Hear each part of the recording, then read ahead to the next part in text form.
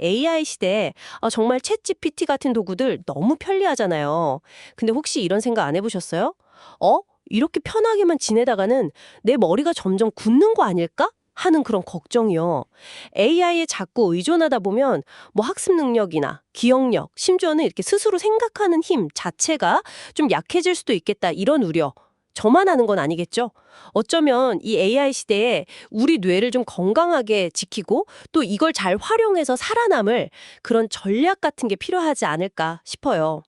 네, 오늘 저희가 같이 좀 깊이 들여다볼 자료가 바로 이 질문에 대한 실마리를 딱 주는 아주 흥미로운 최신 연구입니다. 사람들이 그 챗GPT 같은 거대 언어 모델, 그러니까 LMM이죠.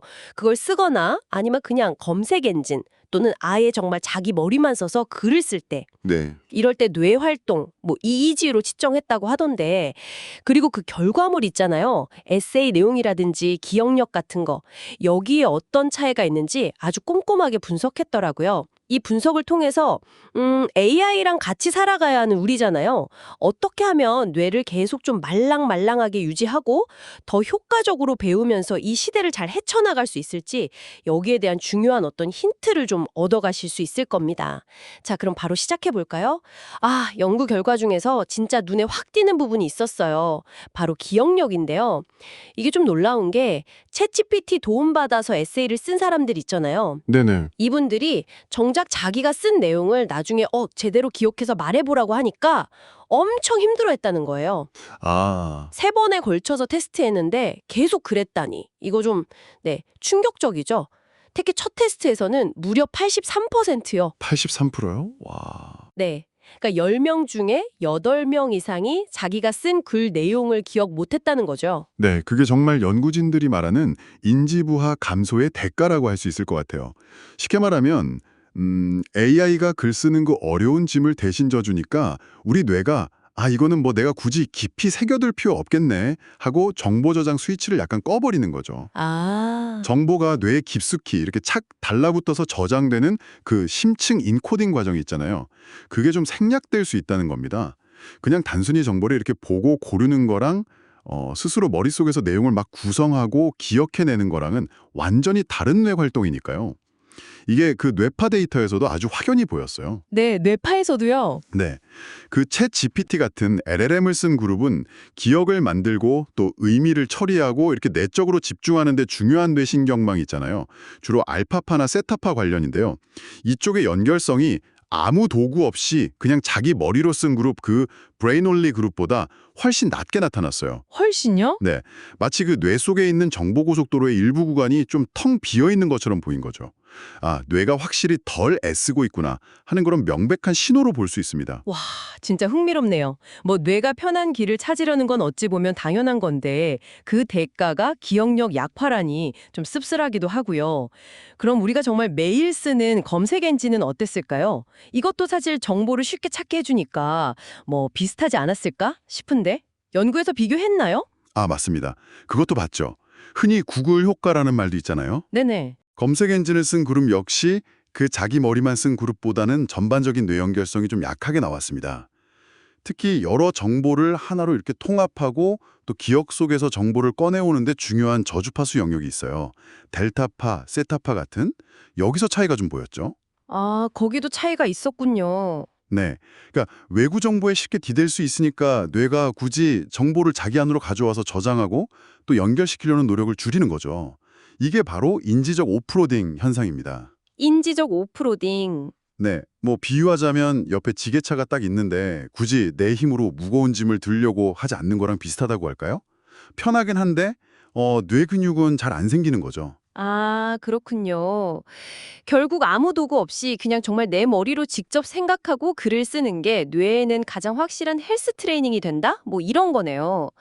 AI 시대에 우리 뇌 건강을 지키려면 이런 뇌 운동이 정말 필수적이겠어요. 정확합니다. 그 브레인올리 그룹은 정말 말 그대로 뇌 전체가 아주 활발하게 움직이는 모습을 보여줬어요. 모든 뇌파 대역에서 가장 강력하고 또 넓은 범위의 연결성을 나타냈거든요. 와. 아무래도 외부 도움 없이 스스로 아이디어를 막 떠올리고 또 글의 구조를 짜고 문장을 만들고 이런 복잡한 과정을 해내려니까 뇌의 여러 영역이 총동원돼서 서로 막 바쁘게 신호를 주고받은 거죠. 특히 그 집중력이나 작업 기억 같은 실행 기능하고 관련된 세타파 연결성이 아주 높았고요. 또 창의적인 생각과 관련된 알파파 활동도 굉장히 활발했습니다. 그렇다면 AI 도구가 글쓰기 자체의 어떤 효율성이나 문법 같은 특정 부분을 개선해 줄 수는 있겠지만 스스로 깊이 생각하는 힘, 그러니까 비판적 사고나 독창적인 아이디어 같은 거 있잖아요.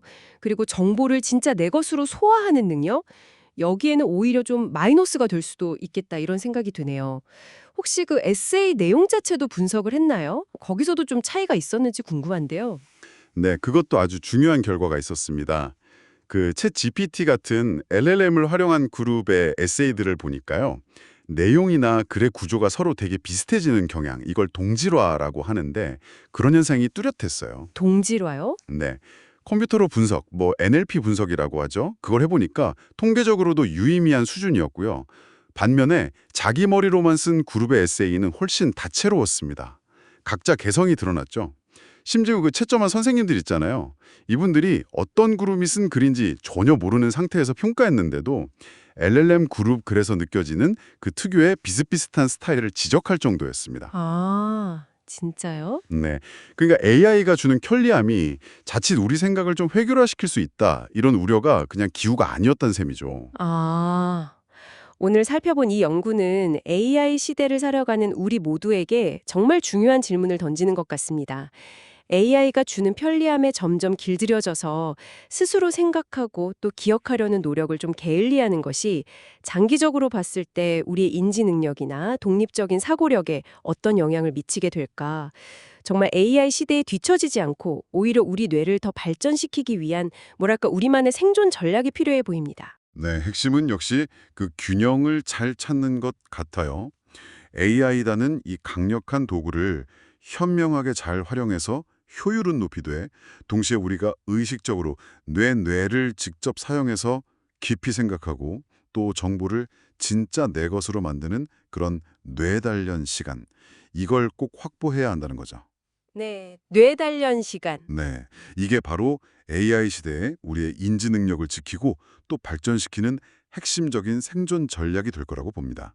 예를 들면 AI한테 바로 답을 묻기 전에 먼저 내 머리로 충분히 답을 찾아보려고 좀 애쓰는 습관 같은 거요. 여러분은 어떠신가요? AI 도구를 쓰면서 예전보다 내가 좀 덜 생각하는